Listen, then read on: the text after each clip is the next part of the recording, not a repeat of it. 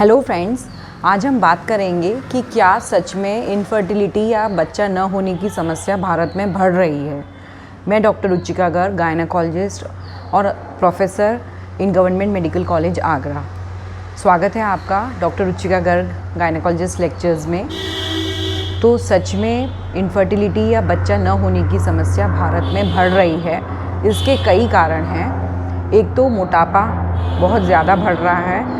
आजकल जो एक एवरेज लेडी का वेट पहले के ज़माने में 45-48 होता था, जो कंसीव करने की इच्छुक रहती थी, जो पेशेंट्स हमारे पास आ रहे हैं 60 एंड अबव, एक अगर देखा जाए एक एवरेज इंडियन हाइट के अकॉर्डिंग, तो बहुत ज़्यादा ओबेसिटी यानी मोटापा बढ़ता जा रहा है। इसका कारण काफ़ी ये है कि हमारी डाइट में फ़ास्ट फूड बहुत ज़्यादा हो गया है, पिज़्ज़ा, पास्ता, बर्गर, और हम इतना आजकल पहले के ज़माने की तरह काम नहीं कर रहे हैं। पहले कितने काम हाथ से होते थे, आजकल ना तो आप लाइफस्टाइल में आपके पहले आप चलते थे, इतनी इतनी दूर पानी लेने जाती थी महिलाएं, आजकल सब कुछ गाड़ियों से हो जाता है। तो हमारा फ़िज़िकल वर्क जो है, हम काम बहुत कम कर रहे हैं, खा ज़्यादा रहे हैं, आराम ज़्यादा है, तो एक मोटापे की समस्या बहुत बढ़ रही है। तो जो लोग प्रेग्नेंट होना चाहते हैं उनको अपना वज़न एक ऑप्टिमम रखना चाहिए। यही मोटापे होने से PCOS, पॉलीसिस्टिक ओवेरियन सिंड्रोम की समस्या बढ़ रही है।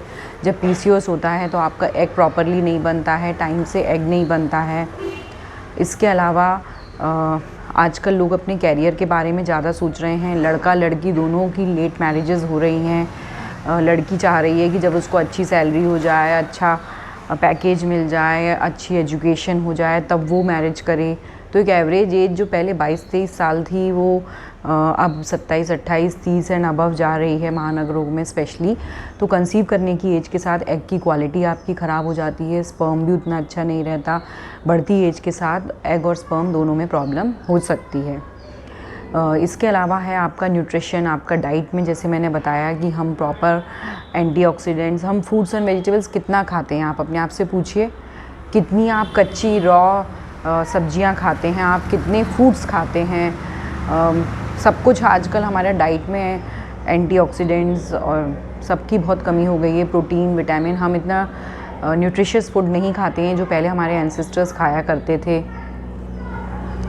हम सारा मैदा, चॉकलेट, बिस्किट, नमकीन, पिज़्ज़ा ये सब यूज़ करते हैं, तो न्यूट्रिशन की वजह से भी। तीसरा है कि हमारा जो है कैरियर हमारा हो गया है, एंडोमेट्रियोसिस की समस्या बहुत बढ़ रही है, पहले इतनी नहीं हुआ करती थी। और बढ़ती एज के साथ जो है क्रोमोसोमल अबनॉर्मेलिटीज़ के भी चांसेस हो जाते हैं, अबॉर्शन के चांसेस हो जाते हैं। तो इसलिए भी प्रेगनेंसी के चांसेस थोड़े कम हो रहे हैं। तो ये सब कारण हैं। मेल फैक्टर जो है, मेल्स में जो सीमेन की क्वालिटी घट रही है। आजकल हम इतने टॉक्सिन्स और पोल्यूटेंट्स और एनवायरनमेंट से घिरे हुए हैं। आजकल फ्रेश एयर उतनी ज़्यादा है नहीं, तो उस वजह से भी जो हम जो दालें खा रहे हैं, या सब में हमारे जो है केमिकल्स मिले हुए हैं, तो उस वजह से स्पर्म की क्वालिटी ख़राब हो रही है। ये तो अब प्रमाणित भी हो चुका है। जो पहले नॉर्मल सीमेन पैरामीटर्स थे, अब वो घट के काफ़ी कम हो गए हैं।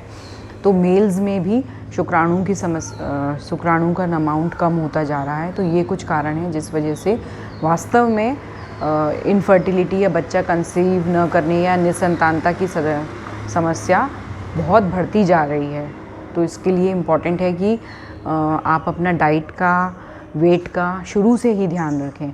अगर आप शुरू में ही वेट कम कर लेंगे तो वो फैट सेल्स जो हैं, एक बार जो फैट सेल्स जो हमारी बॉडी में होते हैं, अगर वो वेट एक बार पुट ऑन कर लेते हैं तो उनको वापस से नॉर्मल लाना मुश्किल होता है।